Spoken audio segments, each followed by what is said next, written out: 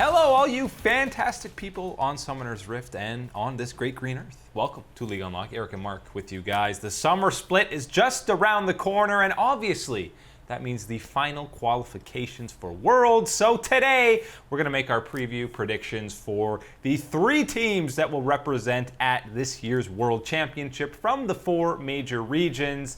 Some picks will be easier than others, and some it is very much a toss-up, and who knows how it's going to play out. Absolutely. Some of these regions seem pretty simple. 1, 2, 3, pick them wherever you want. Those should be the guys moving on to the World Championship. But when you're looking here at a couple of them, oh man, we got some real spicy picks coming your way here. Some real discussion about some of these teams and who's going to be making it through to the next international tournament. So Mark and I both got our picks for the 3 teams from those top 4 regions. Let's start in the LCK in Korea, which, as we know, is no longer the greatest region on the planet, especially reinforced at the midseason invitational. And yes, a couple of the teams probably an easy pick.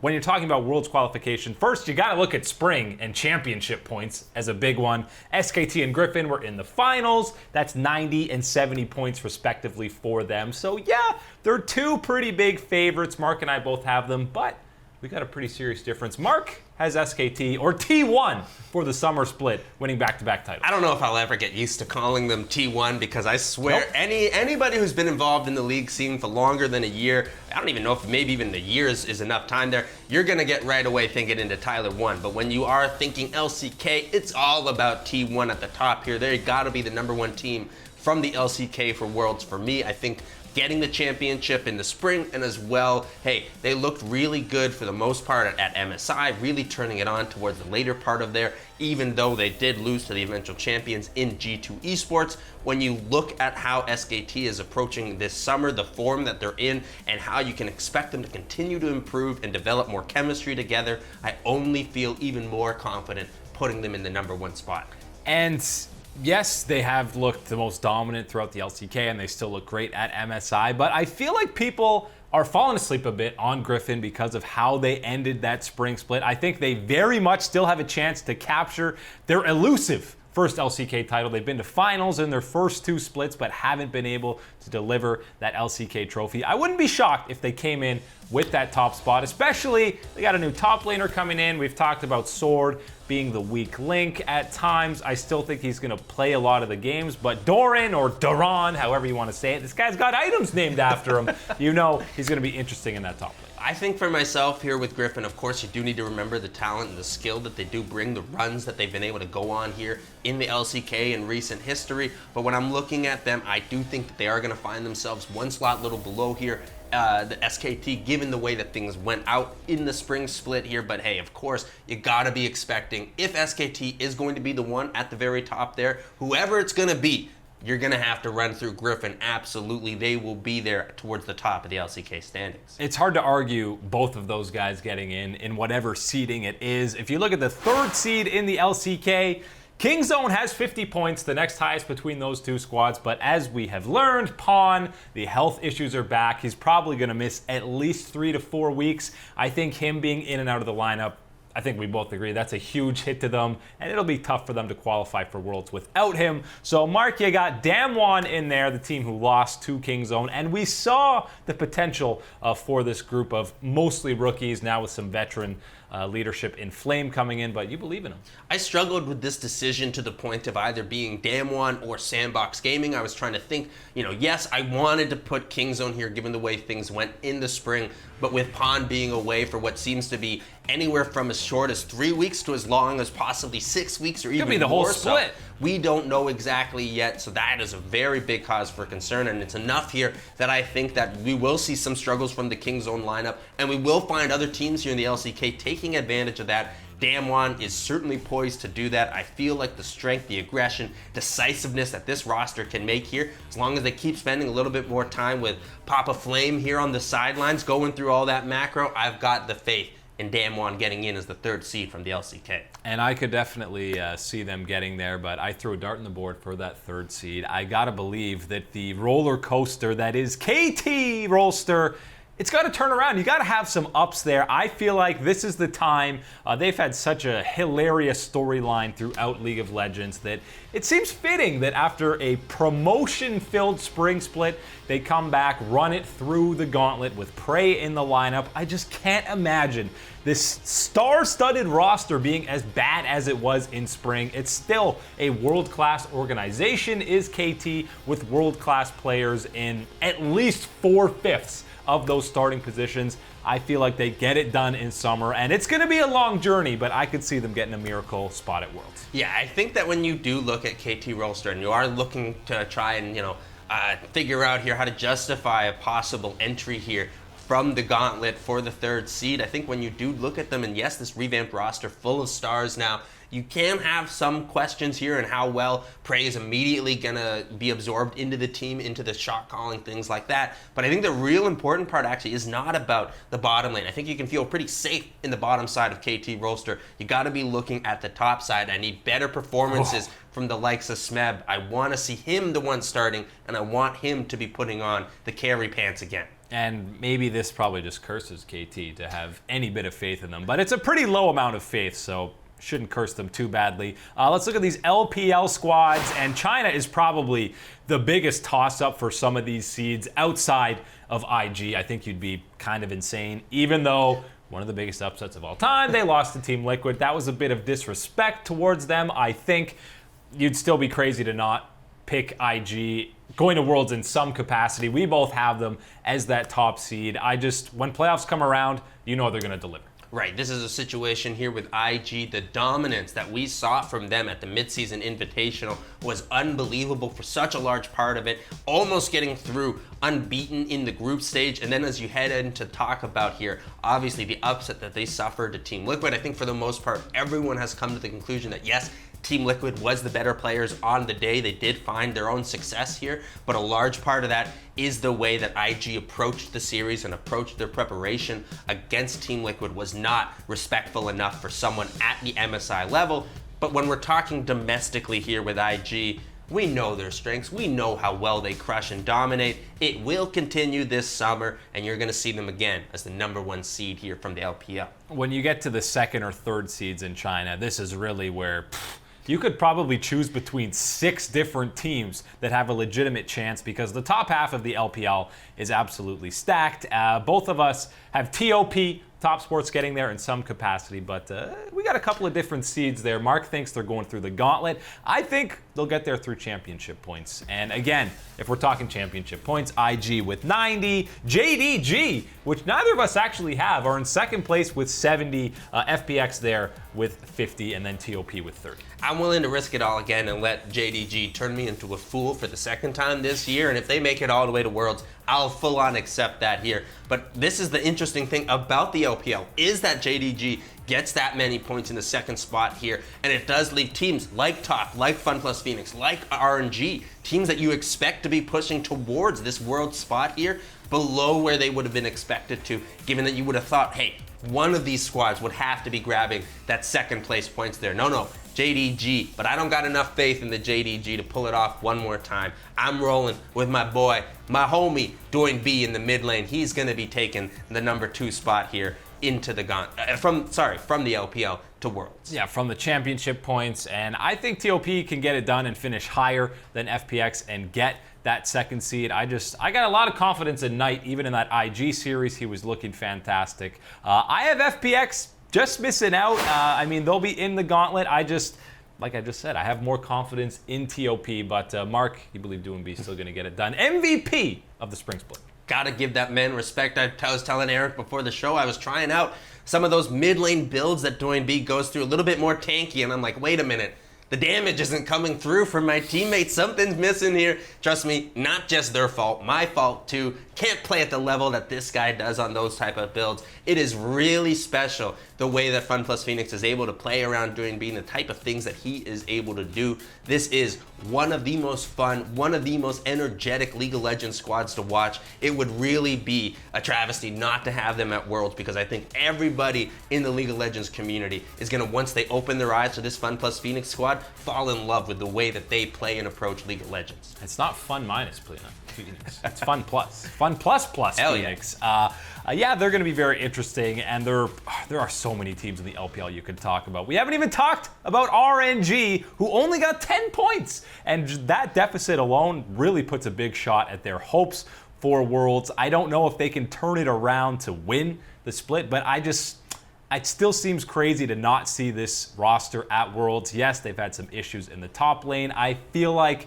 if they can get to the gauntlet, even if they have to go through every single round, I still have confidence in this World Championship quality roster that they're going to have. They made a sub in the top lane, as they've done for about 6 months now, but they got Zhao, formerly from Suning, who changed his name to Lang X, I believe. I think that can be the consistency that they need, and no MLXG here in the summer split. It's all Karsa, so if he gets tilted, watch out. But I think he'll be okay with the mental boon. I think RNG can survive the gauntlet. I don't see any mental boon coming up for Karsa. I think that you're going to get some strong gameplay from him. I think that really, though, the problem for RNG is how little amount of points that they did get in the spring split. I think that will really come back to haunt them as much as they would need here, because I do think that they will have a good, strong summer like they always do, but I think that they're one or two small pieces, a little bit of tuning away from that world stage, and they're going to miss it out this year. I think it's got to be through the gauntlet, but all they got to do is get into that final tournament, and I think they can run it through all the way. Coming up after the break, we go over to the European LEC, which squads are going to qualify for Worlds alongside G2, because they're probably a safe bet. What is up, down, and sideways, everybody? Welcome back. It's League Unlock. Eric and Mark here making our preview predictions, whatever you want to call it, for Worlds before the summer split starts, because you got to do it before. Otherwise, it's too easy when you see teams starting off 8-0. We're going over to Europe, and like we already did for the LPL and the LCK, we're going to each make our 3 picks. Out in the West, I think the picks are a little bit easier. If you're not selecting G2 to go to the World Championship, you haven't been watching League of Legends for a full year, basically. You're trolling. I will report you. You're 100% trolling. If it's not a real G2, life report. A real life report. This one's going to the real Rito police for sure, because you can't have G2 not as your #1 seed here after the performance that they showed you, let alone during the LEC's full-on season all the way through to their championship, but at MSI, against the best of the best in the world so far this year. They absolutely showed up. They brought their style of game out there to the international scene, and it was the championship style. This is the best team in the world as of right now, given the results of MSI. There's no debating it. Best team in the world. They will be going to Worlds as your #1 seed from the EU region. And maybe you could argue against them somehow not winning EU again. Maybe Fnatic really steps up and it was just a fluke that they lost to Origin, but I still feel like if G2 Fnatic played a best of 5 in that split, G2 would have come out on top, just because we've talked about their pick ban is absolutely incredible, and just the individual skill set of all these players is incredible. The only change coming into summer is Promiscue's no longer there, but apparently Mickey, his wrist was not an issue at all for MSI. I did not expect him to play every single game. That's exactly what he did. So G2 looks like it should be smooth sailing to get to Worlds. Hey, whenever we had any questions, any doubts about G2's actual performance, it was due to sometimes some of the concerns with Mickey's health issues here not seeming to be an issue for summer. That's got me real pumped up for the way that G2 are going to look to run through the rest of EU like a hot buzzsaw.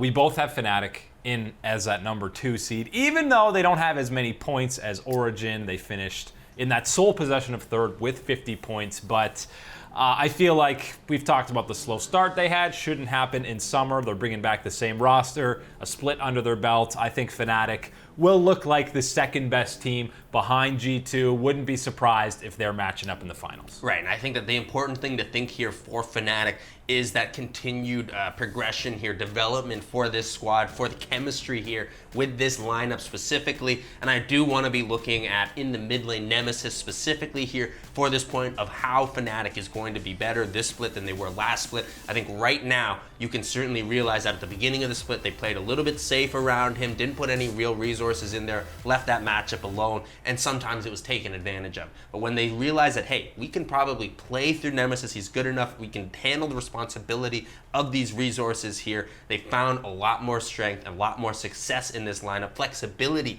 in this lineup strength here, and I think that that's going to help them out here in the summer split. Yeah, and Fnatic kind of proved again that they're one of the best teams at adapting mid-season, kind of completely changing a play style, and it worked out pretty well for them. The third seeds are finally where we've got a little bit of separation. I mean, this is the gauntlet. Who's going to win out of there? And I think the two teams we have is likely what you're going to see in those finals. Mark is the one with Origin there. He believes the runner-up, as long as they're not playing G2 in the gauntlet, they should be okay. Yeah, G2's not going to be anywhere near the gauntlet, man. They got that number 1 seed all locked up. I got no problem putting my faith into Fischio's Origin crew here. I think we're going to be seeing them make their way through to the World Championship, which, hey, got to be saying, new franchise here, into franchising for the LEC. This feels pretty darn good, a good story here for the rest of the owners, getting OG into the World Championship. Yeah, and Origin quietly, well, not quietly anymore, was one of the most consistent teams. They had a bit of a slow start out of the gates, which is, as expected for an entirely new roster playing their very first split together, but they definitely came together and, again, were very consistent, locked that playoff bye, beat down Fnatic, and then whenever they played G2, it was an absolute disaster, as apparently most teams were when they matched up against them. But I got Splice meeting these guys in that gauntlet final. Definitely going to go the distance, 5 games. Splice had a very solid season in spring. I think you get further development of Humanoid. Kabe keeps being that absolute beast in the late game.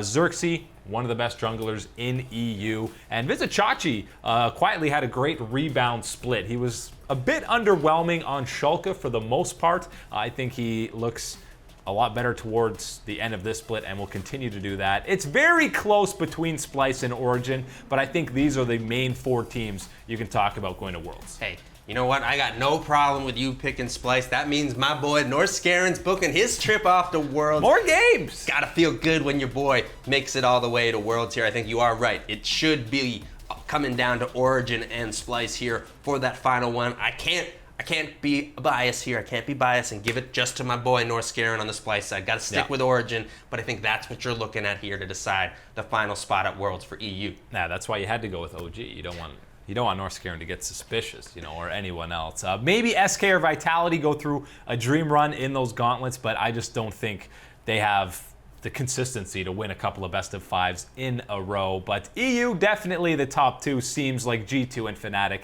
heavily favored for those seats. Coming up after the break, it's North America's turn, and the old gods, because CLG is no longer an old god. Is there any chance the top 3 get knocked down?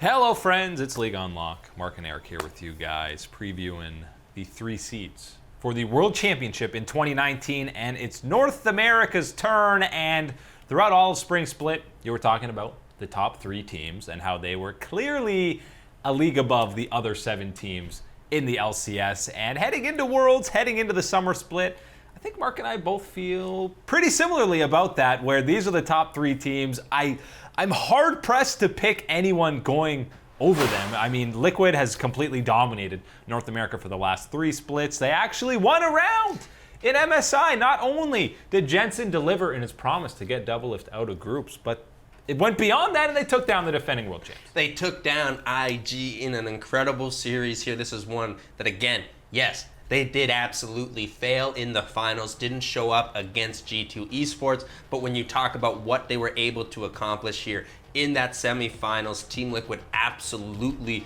did deliver on all the hype that we've been talking about this squad, calling them the most polished, most accomplished squad out of North America. The expectations were there for them to do something of this level, but of course, you never would count them to do it. They did it, and this feels really good here. You got to be putting yourself in the shoes of TL and saying, hey man, if they're not number 1 heading into Worlds, I don't know who is from this region, because right now, they have got to be the kings. And, Mark, you have them as that top seed going for the 4-peat. First team that will ever do that from North America. And again, we got to look at championship points. They've got 90 from winning the split. TSM right behind them at 70. But remember how close TSM was. And let's just say, if TSM went to MSI, they do not go nearly as far as Team Liquid, I don't think. But they were so very close to doing that I don't think it's out of the question that TSM could take that top seed and win the summer split, fixing up a few issues that they had. And there weren't that many in that entire series. You can kind of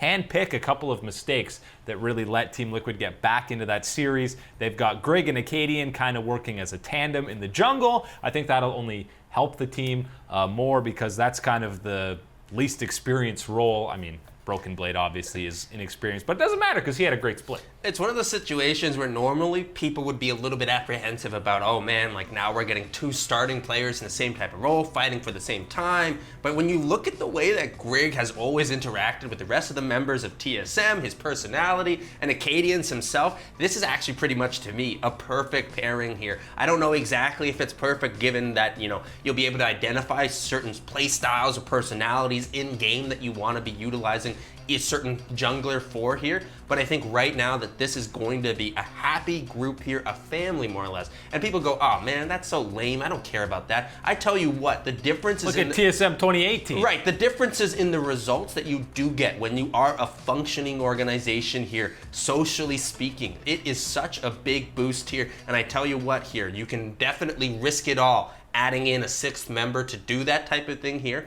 Grig will not be that for TSM. I'm only looking at the positives. Thumbs up for them heading into summer. And I don't know Grig personally, never had a conversation with him, but he seems like he has the tiniest ego of most of the players in the pro scene. So even going head-to-head with Acadian for, I mean, who's starting the majority of games, I don't think that's going to be an issue for either of them, because Acadian is happy he got to start at all. He was fully expecting to be on the academy roster for them, and I think Grig just wants to see this team succeed. So I think that tandem's going to work great for them, and I fully expect a rematch in the finals between these two, but TSM gets it done ahead. Both of us have C9 in that third spot, and Cloud9 and the Gauntlet, they are synonymous with one another. It doesn't matter what foe is thrown at them. They're going to come out on top. And it doesn't matter that they won't have Jensen there with them this time in the Gauntlet, because it's going to be all about Niski getting it done with his Cloud9 members here. This is something that, hey, a lot of Cloud9 people were actually pretty understanding and pretty level-headed about the move that Jensen was making himself and the acquisition of Niski, even though most would have looked at it as, man, that kind of seems like a bit of a downgrade given what you had. Most people are a downgrade from Jensen. Right, and that's the situation that you were in, but absolutely Niski did a fantastic job. The way he stepped into the systems and role that Cloud9 absolutely needed him to play in, the way that he talks with Reaper, these are things that are incredible positives that I've really enjoyed seeing as him transition back to North America. I have a lot of faith still in this Cloud9 roster to sort some of their issues out here, and I think, hey, if you're looking at a squad that's going to be able to get things done for North America internationally, it's always been Cloud9, so you got to throw them in as the winners of the Gauntlet. And for any other team to maybe sneak and steal one of these spots, you got to look at championship points. So maybe the Guardians, FlyQuest, Echo Fox have 10. Maybe 100 Thieves go on a Miracle Gauntlet run? I think we're close to seeing some of these franchise teams in North America make it on through. I mean, we had 100 Thieves last year, but I don't think that we're going to be seeing one of these franchise teams this year at Worlds. The old gods reign supreme in North America. I do expect 100 Thieves to at least be a playoff team this time, but Worlds might be far-fetched. That's it today for League Unlock. Eric and Mark with you guys. Thank you for hanging out with us, and we'll see you on the Flippity Flop.